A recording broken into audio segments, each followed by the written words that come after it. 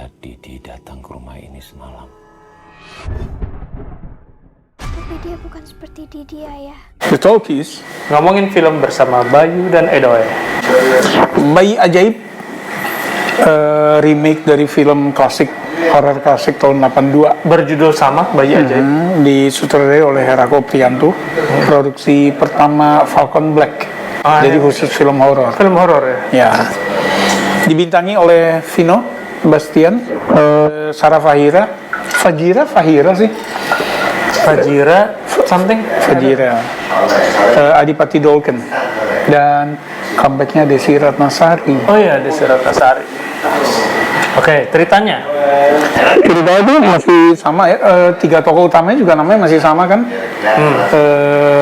Siapa? Kosim.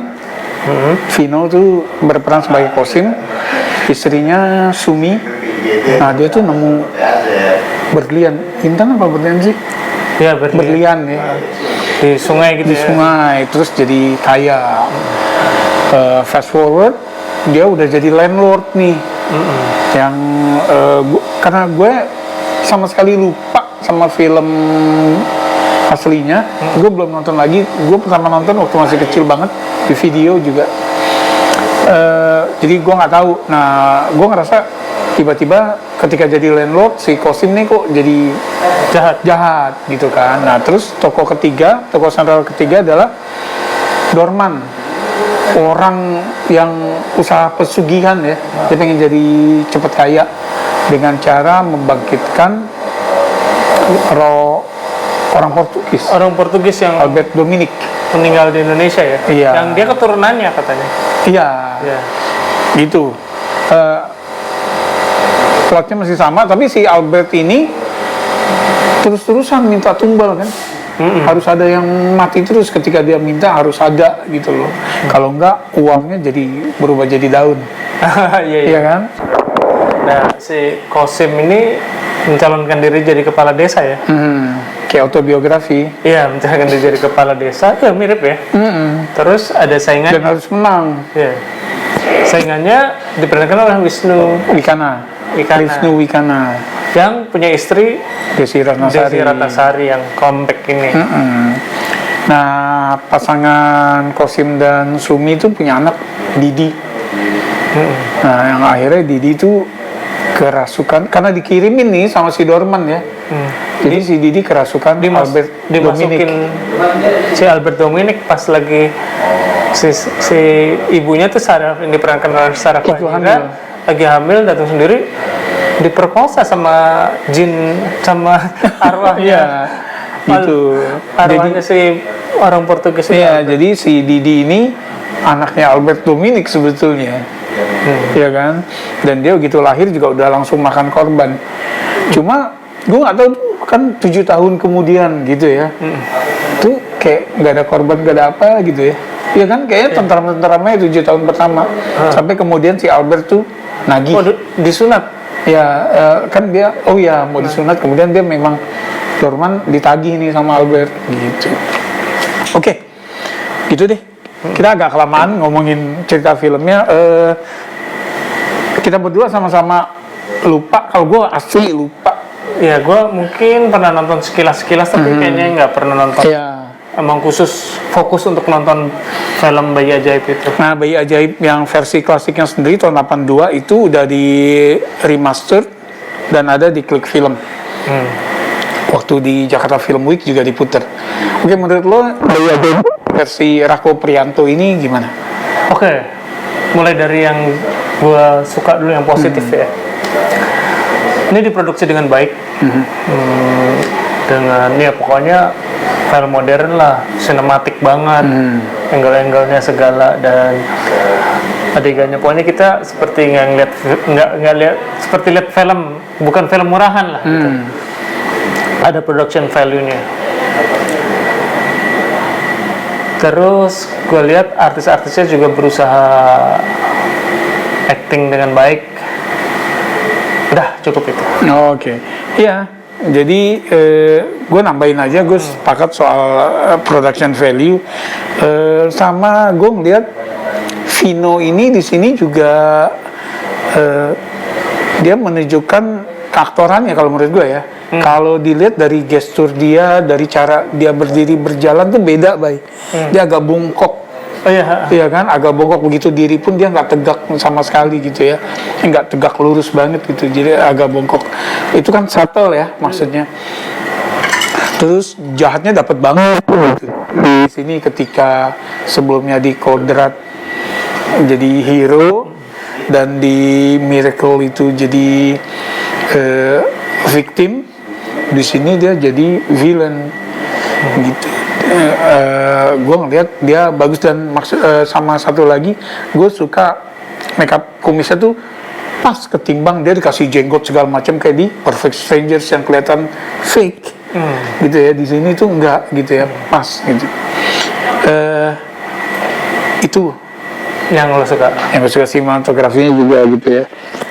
Nah, terus ya lo ngomong make up, gue sebetulnya mungkin di bagian yang gue nggak suka, gue sepertinya ngelihat kayak mereka kan dibuat berkulit agak gelap tuh ya, semuanya. Yang gue rasa karena make up kan, karena mungkin kayak dua garis biru. Siti Fahia, Siti Fajira, maupun anak kecil yang cewek, anak yang cowok juga di kelihatan hitamnya, kelihatan dekilnya, kelihatan makeup. Kelihatan make up. Kalau bagi gua nggak tahu, di Mencuri Raden Saleh juga kan Umay sama Ari Ilham dibikin ya? kumel kan. Nggak, maksud gua Tapi nggak terlalu.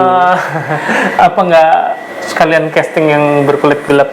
Atau memang gue nggak tahu ya, apakah ada cukup waktu atau enggak sebelum produksi ya, mereka tanning kan, masih beneran menghitamkan diri gitu. Soalnya ada beberapa yang kelihatan kayak Siti Fahira, kalau karena banyak close up-nya gitu, gue kayak berasa gitu kalau ini nggak natural gitu. Kenapa nggak dibuat, kenapa nggak dengan artis yang berkulit memang sawo matang, kalau karakternya sawo matang gitu. Kalau iya, itu sih mungkin nggak terlalu ini, bagi gue sih nggak terlalu ngaruh gitu.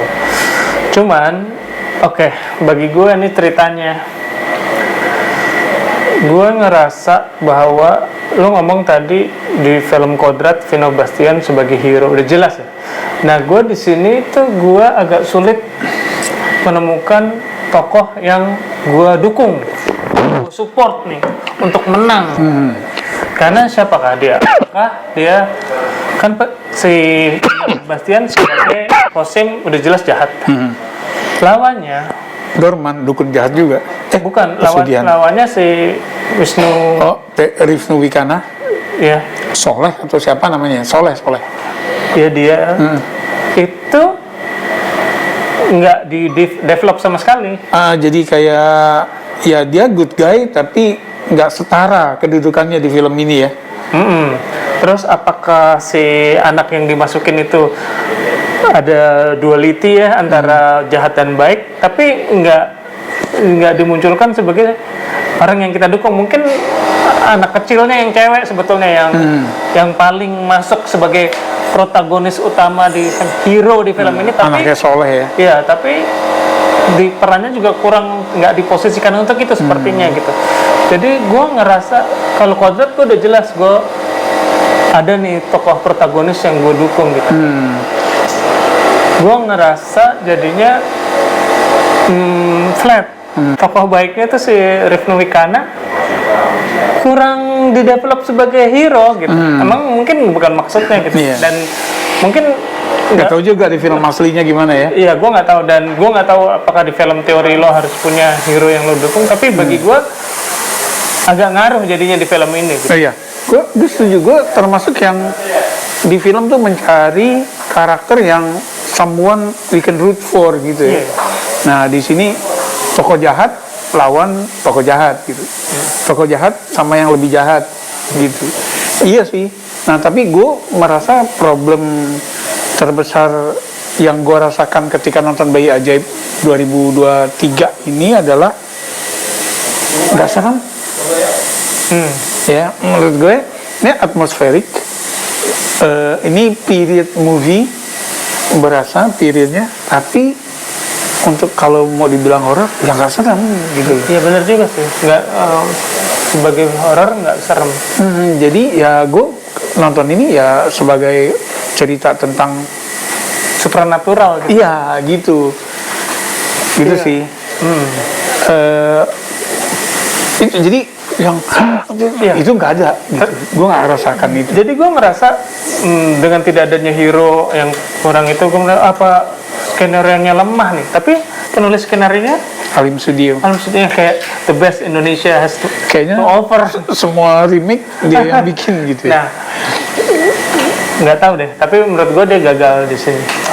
Ya itu gue seremnya gue nggak dapet sama satu adegan yang ini karena nontonnya kita udah semingguan lebih ya dari sebelum taping, jadi gue mungkin agak lupa. Tapi gini, ada satu adegan yang gue lupa. Tapi yang masih gue ingat adalah ketika lagi berantem nih Dorman sama Kosim, ya. Itu juga nggak di. Oh ya, satu lagi ya. Dorman sama Kosim belum selesai. Yang berantem tuh Dorman sama Kosim apa Soleh sama Kosim ya? Terus ada Soleh. Tiba-tiba muncul satu tokoh yang nggak di-establish dari awal. Si Ustadz jadi deus ex machina di situ. Dan itu memang ciri horor tahun 80-an ya, di mana tokoh agama tuh udah semuanya tuh beres sama dia Ya, gitu, dengan doa-doa doang gitu ya. Mungkin kalau dari awal di-establish bahwa dia ini tokoh baik yang bisa jadi savior. jadi savior. Oke, jadi nggak tiba-tiba mendadak, oh kita nggak punya tokoh yang sakti, nggak punya tokoh hero, tiba-tiba muncul hero dari tempat lain yang out of the blue gitu. Out of the blue gitu, yang bagi gua lemah gitu di situ dalam menceritakan cerita. Gue problemnya adalah ketika ada dua tokoh berantem nih, si Dorman sama Lupa. Ustadz ya. Terus berantem, tak belum selesai, tahu cut ke rumahnya si Kosim. Ada Soleh juga waktu itu lagi berusaha menyelamatkan Didi ya. Tiba-tiba Ustadz itu datang, muncul gitu loh. Padahal tadi tarungannya belum tuntas gitu kan. Dianggap udah selesai ya di situ. Belum tuntas. Jadi gimana? Itu sih, gue nggak tahu apakah itu soal stok atau memang di editing gitu loh. Sama satu lagi, masa kalau ada anak kecil nggak mungkin sumurnya sependek itulah. Nggak dipagerin ya? Iya, nggak dipagerin. Ya itu sih. Terus sama ini, jadi sepertinya film ini terlalu sibuk untuk ngasih homage ke film terdahulunya ya, sehingga lupa untuk jadi serem gitu. Oke, ada lagi? Skor lo? 6. Ya gue 4. enggak. Ya gue segitulah. Maksudnya hiburannya ada yang tetap ada yang bisa dinikmatin gitu kan ya. Tapi belum bagus gitu. Oke. Gitu aja. Bayi Ajaib yang udah nonton silakan komen, yang belum kalau mau nanya juga boleh. Yang belum nonton versi baru tapi udah nonton versi 82 juga tulis di komen, nggak masalah, mungkin ngasih notes ke kita. Makasih udah mampir, sampai ketemu di episode berikutnya. Salam.